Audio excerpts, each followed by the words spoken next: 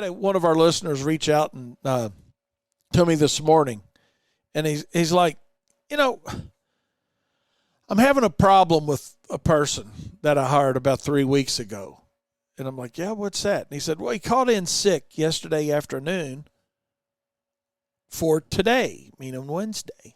And he said, it just didn't sound right. It sounded a little bit suspicious, so I questioned the guy about it. And he said the guy up and quit. He said, what? Man, I just need help. He says, I can't find anybody that wants to work. And I know there's a lot of that's going on right now. It is a pain right now to try to find good help. I get it. Or you can find good help, but it's not dependable help. Or you can find dependable help that's not good. So how do we go about finding good, dependable help? If I could leave airtime silent here, that's what I would do, but I can't. So, that's the $1 million question. If there was a magic wand, that you could wave and say, boom, here's, I need to create some drones, Everybody, we all want clones of ourselves, right, is what we want. And it is a challenge now, and I'm not going to talk about that, too long today on my show. But it is a challenge, and I feel the pain that, that he's going through.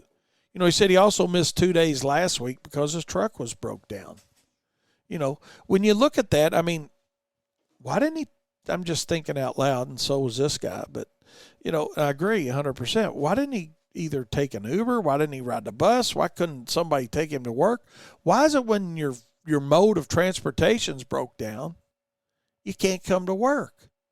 I mean, get a ride with somebody. I mean, if it's a day or two, right? Now, I'm not a fan of going to pick people up. I was the world's worst at that. That was, man, I used to do that a lot. And if there's anything you learn from Wayne Voles, learn that you don't pick somebody up on a regular basis. You help somebody get through a pinch maybe if they need a ride a couple days or something.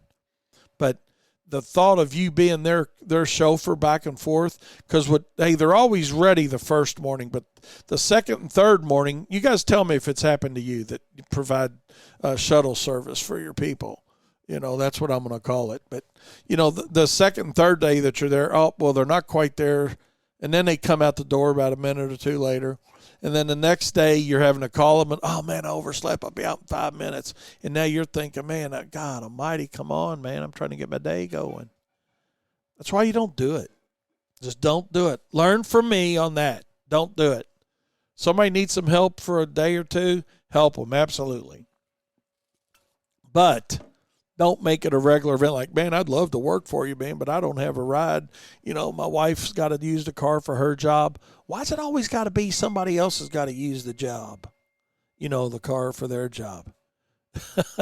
So I hear you, man. He says, I did it once. I'll never do it again. I hear you. It never works out. Let's see here. We got another. I appreciate you guys. I'm glad to see. Oh, I'm not glad to see you guys had the same problem I did, but it is. It's an ongoing thing. Once I quit picking people up, they started to quit. Absolutely.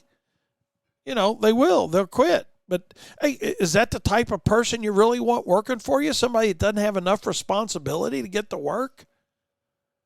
Well, I can hear some of you guys saying, well, yeah, right now, Wayne, I just need somebody breathing. I just need somebody breathing. Well, like I said, if you got to do it for a short term to help somebody out, help them out.